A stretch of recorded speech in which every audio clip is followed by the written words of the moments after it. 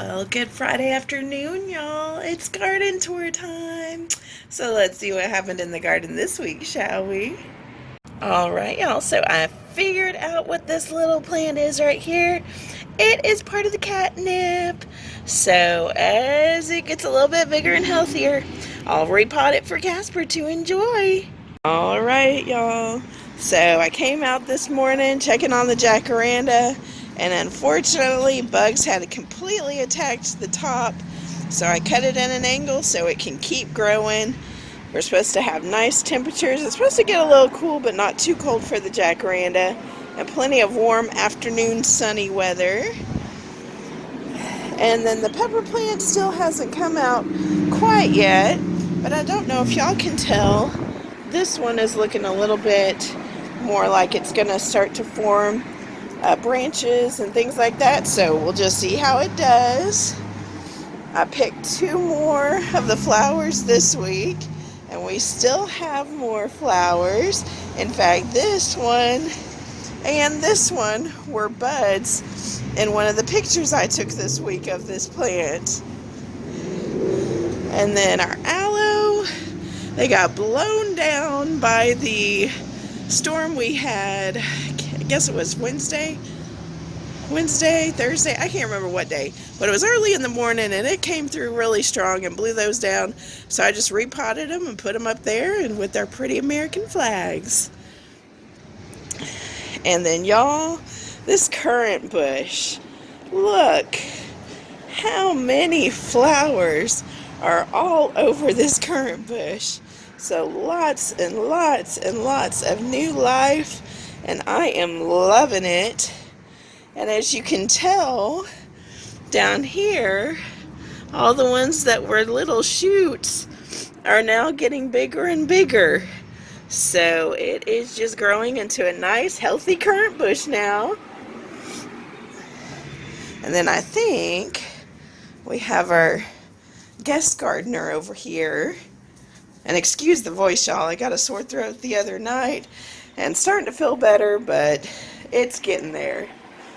And there's a Mr. Casper with his ladybug. He's like, Mom, I'm just drinking over here in peace. Is that okay with you, Mom? Is that okay with you? See that little paw? Him and his little paw. Get that water up there. Okay, and then our last plant, the mum, y'all. It is so nice and healthy. I'm loving it. It just keeps growing and growing more and more every week. So let me turn you around and I'll tell you about the week.